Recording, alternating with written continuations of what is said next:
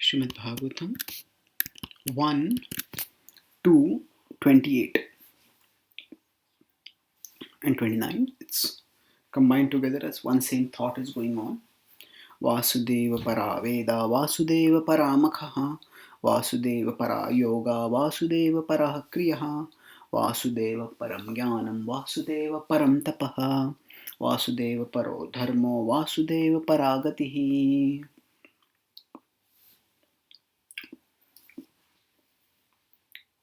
In this section, the Bhagavatam is comparing different objects of worship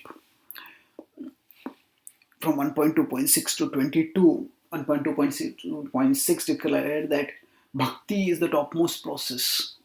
That was philosophically explained by comparing with other processes in the first section till 14-15. And then how Bhakti leads to purification and liberation was described from 16 to 22.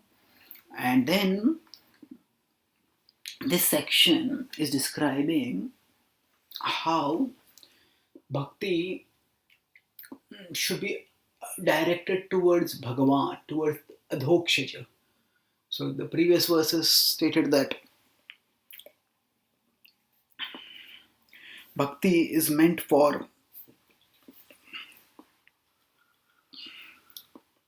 the Supreme, that Samashila Bhajanti Vai, that people worship according to their mentalities. And we need to, so those who are Mukshavo, Anasuyava, those who are seeking liberation, those who are non-envious, they should worship the transcendental form of the Lord.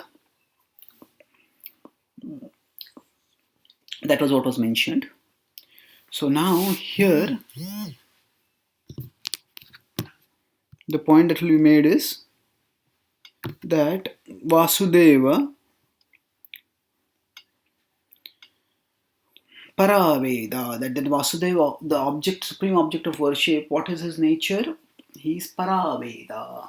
So how Vasudeva is the ultimate culmination of everything will be talked about in this verse. So that Vasudeva is Paraveda. He is the ultimate goal of the Vedas.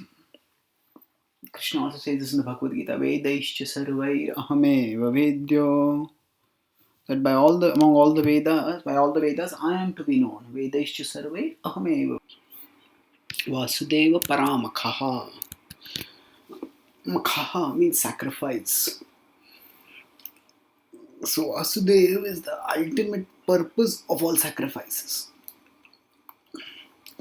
One of the primary religious forms advocated in the Vedas is sacrifice. So in that sense, the first and the second item are connected. This verse, these two verses, 28 and 29, are essentially conveying how Vasudeva is the ultimate purpose of everything. In the Bhagavad Gita, in 7.19, Krishna says, Vasudeva sarvamiti. Sa Mahatma Sudurlabha. The one who understands that Vasudeva is everything, such a Mahatma is Durlabha, is rare. So Krishna is conveying that rarity by talking about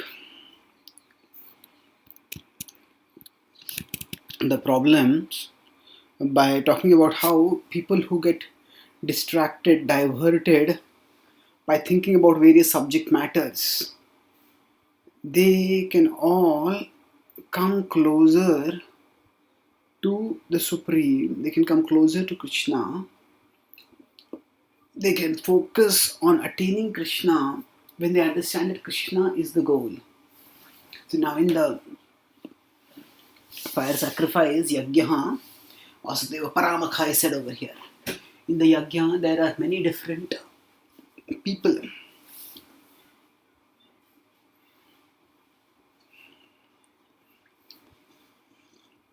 who are worshipped. There is Yajna that is offered to Indra, to Surya, to Chandra, to Kuvera, to Brahma, to Shiva. But ahami sarva yajnanam bhokta cha prabhureva cha ritubam vijananti tatvena tascha vantite.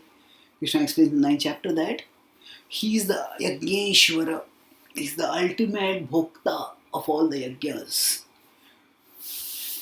And the Yajnik Brahmanas, they do all the rituals very nicely, but they forget the object who is to be ultimately worshipped by all the rituals. And that missing knowledge their wives have. And thus the Bhagavatam illustrates that ritual proficiency is of little use if it distracts one from the ultimate purpose. And to prevent such a distraction, the Bhagavatam right up front tells us that Vasudeva Paramakha. So he is the ultimate objective of all sacrifices.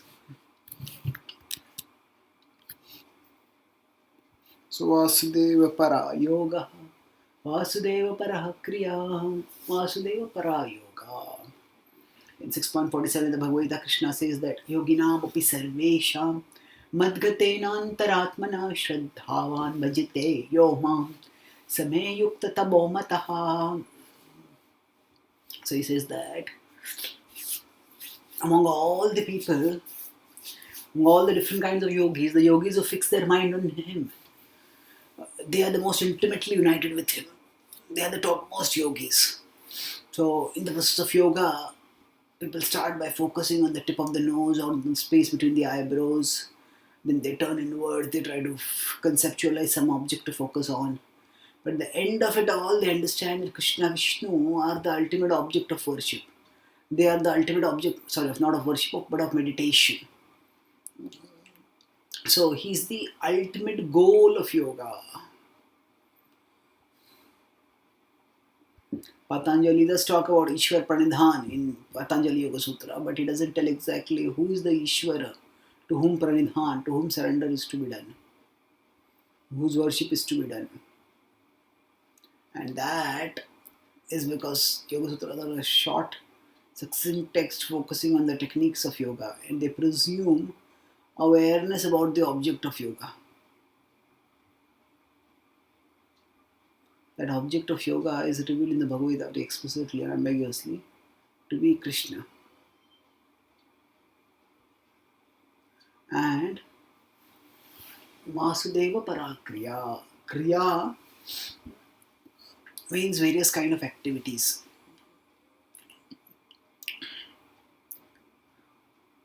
Kriya Vishesh Bhaulam Bhoga Ishwara Gatim Prati.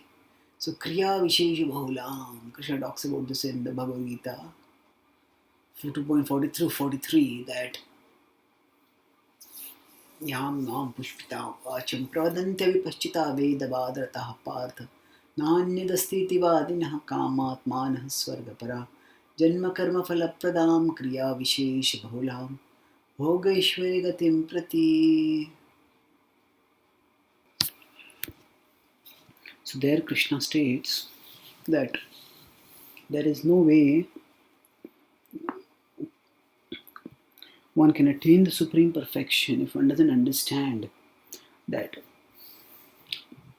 he is the ultimate purpose. Krishna calls such people as avipaschitaha. They are non-discerning.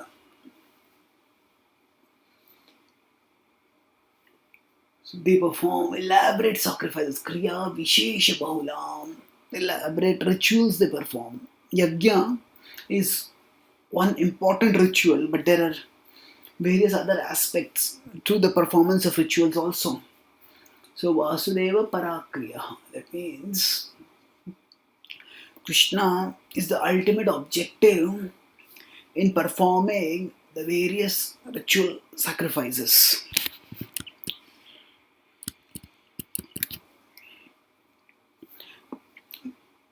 Vasudeva Param Jnanam, Vasudeva Param Tapaha, Vasudeva Param Jnanam. That the path of Jnana involves cultivation of knowledge, and such knowledge is important.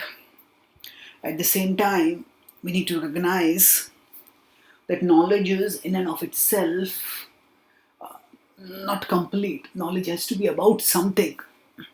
And when that something is the highest reality, then knowledge becomes the highest. Knowledge has to have an object. And Krishna is the highest object of knowledge. Jnanam jneyam jnanagamyam Riddhisarvasya vishtitam, the 13th chapter, it is said Jnanam jneyam jnanagamyam. Knowledge, object of knowledge, and goal of knowledge. Krishna is ultimately all of these. So, what is the difference between the object of knowledge and goal of knowledge?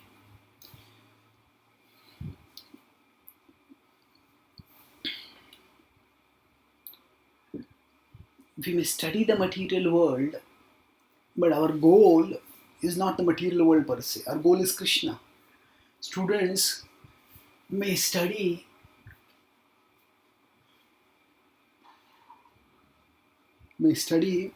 a particular subject, but they may not be really interested in that subject. Their interest may be in the marks that they get, their interest may be in the money that they earn, the position that they acquire through that learning.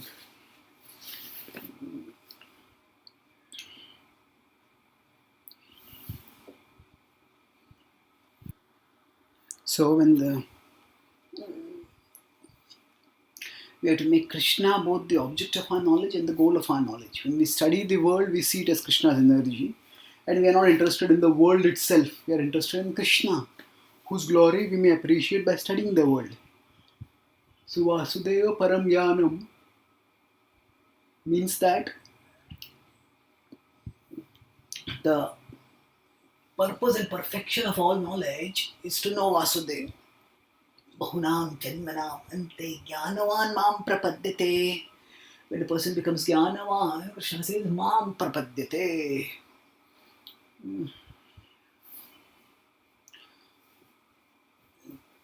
It means the person who is truly in knowledge surrenders to Krishna, knowing Krishna to be everything. Vasudeva Sarvamiti, as it said in 7.19. Here it is Vasudeva Param Jnanam. We see this is the example of Shukadeva Goswami, that he surrendered to Krishna. Although he had impersonal knowledge, he turned away, rose from that impersonal knowledge towards personal knowledge. When he understood how Krishna is the highest reality. Atma Ramashmunayo Nirgrantha Pyarukrame Kurvantya Hitukim Bhastim Itham Bhuta Guno Hari. Such are the wonderful qualities of Lord Hari. That even those who are attracted to impersonal absolute, those who are self-satisfied, they become attracted to him. So Vasudeva Param Jnanam. Vasudeva Param Tapaha. Now Vasudeva is the highest austerity means what here? That the highest purpose of austerity is Vasudeva. Sometimes austerity can become an end in itself, where one does austerity to and tortures one's body without understanding what is the purpose of it all. Medas Cheda Falani. In the Mukundamala Stotra, Kulshekhar Maharaj says that if one doesn't understand the absolute, one doesn't remember Vishnu while performing austerities, while fasting, then austerity simply becomes a fat reducing exercise and nothing more.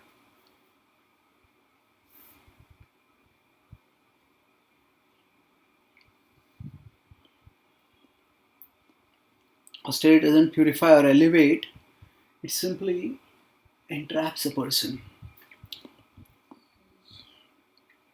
If one doesn't understand Krishna to be the ultimate goal of the austerity, we see further that Krishna says in the 17th chapter, Karshayantah Sharirastham Mam Chaivanta Sharirastham Bhutagram Machitasa Tan Vidya Asura Nishchayan. Krishna says that those who torment their body and torment me who are present in their body, such people Karshayantaha. Those who torment their body, they are actually demoniac.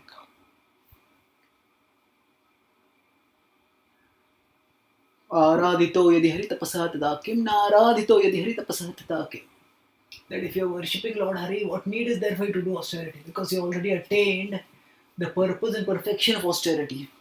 And if you're not worshipping Lord Hari, then what are you going to get by doing austerity? Because the ultimate purpose is defeated.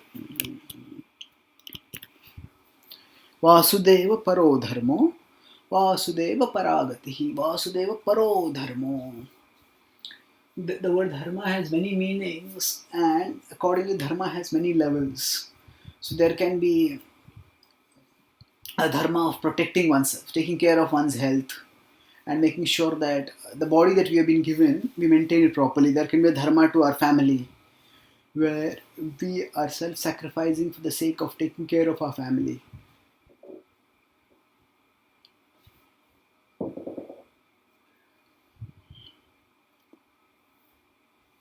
Then beyond that,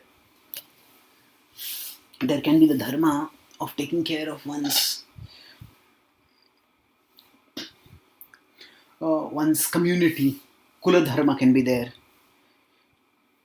And like that, there can be various levels of dharma.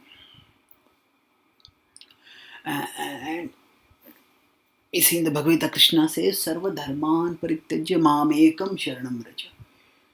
Give up all varieties of religion and just surrender to me.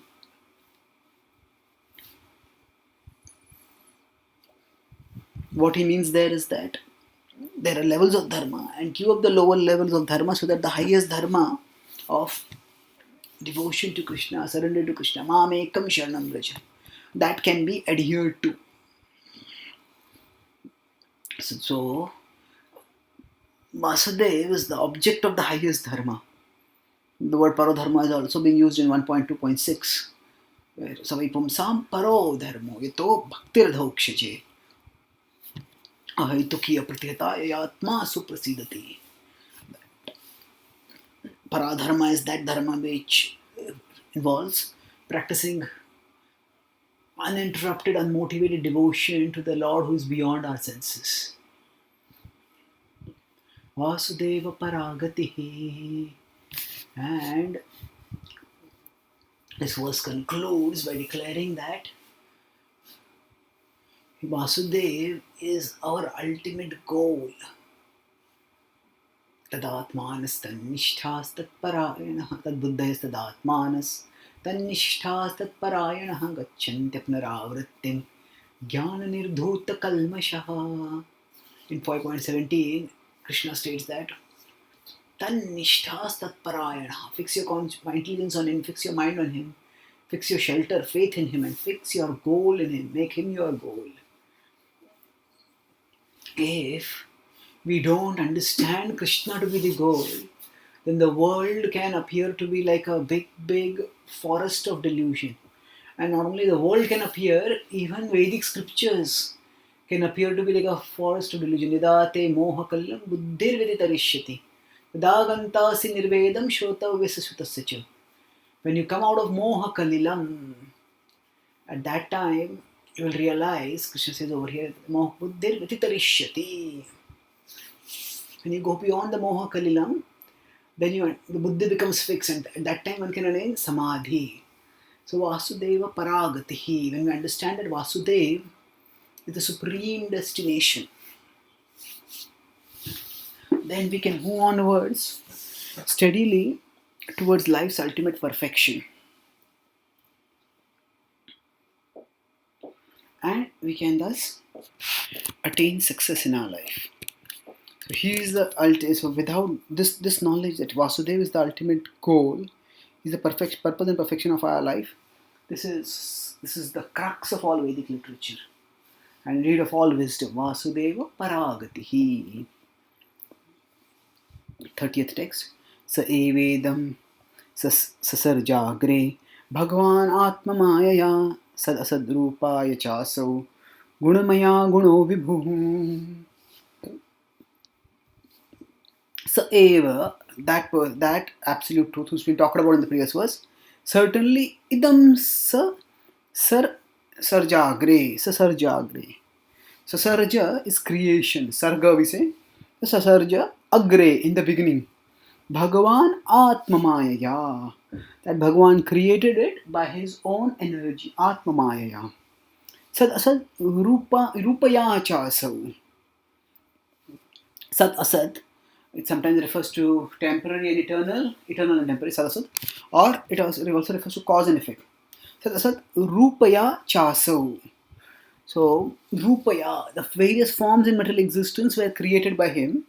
Guna Maya Aguno Vibhu. Guna Maya.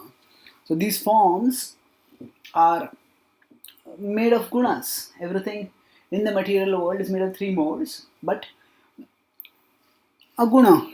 Aguno Vibhu. There is the Vibhu, the absolute, who is Aguna. So, now briefly in this chapter, the process of creation will be described to again reinforce the point that Vasudeva is the source of all creation, and therefore Vasudeva should be the purpose of all of creation, the purpose of all of existence in this creation.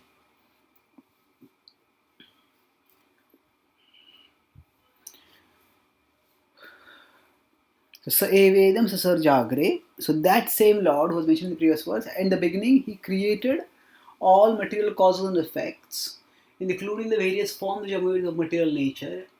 And despite doing all this, he remains transcendental. He is the absolute who remains transcendental. So this verse points to both the Lord's involvement in the process of creation, at the same time his transcendence to the process of creation. He's involved because he's the source, he's the initiator, but he's himself not affected. He remains transcendental. 31st text. Taya vilasiteshva eshu guneshu gunavaniva antah pravishta abhati Vijnanena vijrumbitaha. Taya vilasitseshva eshu. So, by them, vilasitseshu, the function of this material world, guneshu gunavaniva. So, guneshu gunavaniva. So, although the Supreme Lord enters into the gunas and appears to be one of them, antah pravishta abhati. Antah pravishta, he appears to have entered, and after having entered, he appears to have become like one of the beings who is within the modes of material nature, who has been created through the modes of material nature, but he remains transcendental. Vijnanena vijrumbitaha. Vijnanena. With his knowledge, with his realization, vijrumbitaha. He remains fully enlightened. He remains fully transcendental. So the point of this discussion about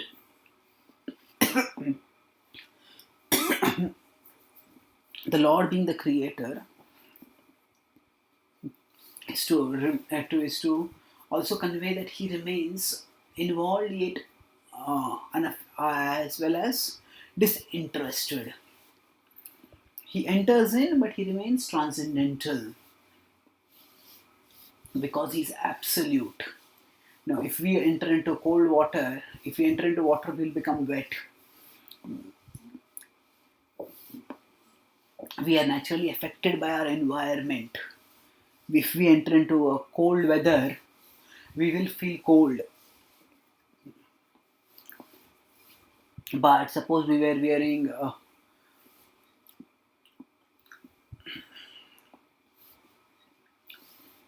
sweater and other warm clothes, then we will not feel so hot, we will not feel so cold. Suppose we had a completely foolproof clothing by which no air from the atmosphere came to us, then we would not be so affected. Then we would be able to stay pure and stay pure in the sense that we will get affected by the temperature. So, just as normally if a person enters into an environment, that person is affected, but that person has some mechanism by which to counter the effects of the environment, and the person will not be affected. So Krishna is like that. Krishna is himself completely transcendental, and because he is transcendental, even when he enters into the material world, he is not affected by the material world. He still remains completely transcendental.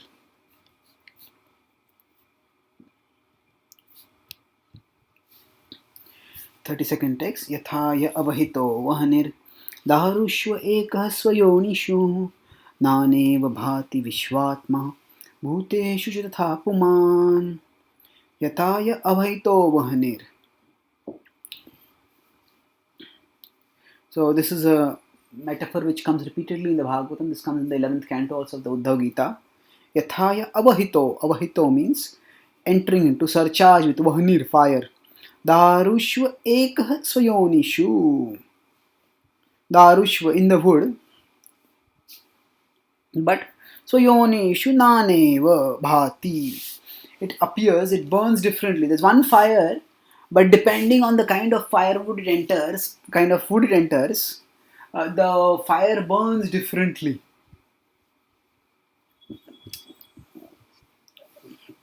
Bhuteshu tatha puman. So similarly, the Supreme Lord enters into different living beings, and he may appear different, but he's one and the same. If we consider the flame, then different kinds of flames, they'll be slightly different. If, for example, if we have a flame coming from LPG through a stove, and we have a flame coming through firewood in a hearth, in a fireplace, or if we consider the flame coming through a candle, we consider the flame coming through a lamp, if we consider the flame coming through a firecracker, all is the same flame, but depending on how the flame the medium through which the flame is manifesting, the flame will appear different. Similarly, the super soul's presence is not perceived equally. Sometimes in a microscopic insect, a microbe or a tiny insect, no, neither can the soul nor the super soul be perceived at all. The consciousness is so covered over there. The super soul's consciousness is not covered. The soul's consciousness is covered, but the presence of neither the soul nor the super soul can be easily perceived over there. But when a person is extremely wise, a person is enlightened, and then whatever the person speaks, we feel, oh, it's so profound. Sometimes in some insights, some people speak, they are so penetrating. We feel, oh, this is the Supreme Lord, this must be Krishna speaking. And such wisdom comes out. So just as fire can manifest differently in different beings, similarly, the super soul's presence, the super soul is present, but the super soul may not be perceivable in the same way in different places. Asau gunamayair bhavair bhuta sukshmendriyatmabhi swanirmiteshu nirvishto bhunkte bhuteshu tadgunan. Asau gunamayair bhavair.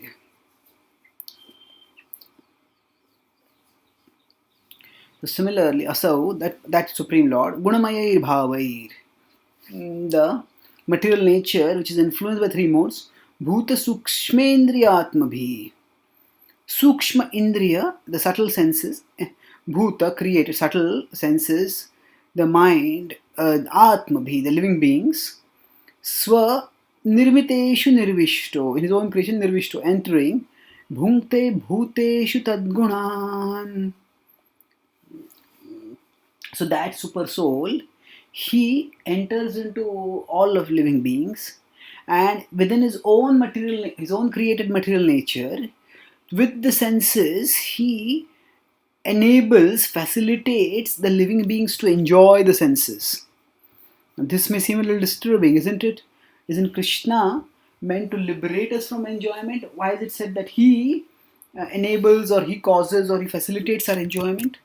Actually, without Krishna, not only can we not get purified, without Krishna, we cannot even enjoy sense gratification. Because as souls, we are different from the body. And we can't control the body. And the body is alien. And the sense objects that we try to enjoy, those objects are also dependent on him ultimately. For example, when we decide to eat some delicious object, some delicacy, some gulab jamun, say, now we don't even know how the tongue secretes saliva, how the gulab jamun at a subtle level interacts with the saliva, and how the experience of taste occurs. We just, oh, this is tasty, let me enjoy this. That's all we think, and that's how, and we move onwards. We don't even realize that there's a whole complex process happening by which this enjoyment is taking place. In this sense, the setup of the system, just like some children may play some games, some video games or some games on their smartphone or on a computer. They are enjoying the game and they think, oh, I am winning, I am losing. But actually speaking, without the whole game being set up, they would not be able to enjoy anything, and they have not set up the game. They have not created the game. They may have set it up, installed it on their system, but they have not created the game, and they have not created all the infrastructure that is required for the video game to occur. So, like that, for us to play the game of sense gratification also, it is Krishna who creates the background. It is Krishna who sets up everything for us. And when we understand how foundational and indispensable Krishna's role is, then we start becoming more and more conscious of him.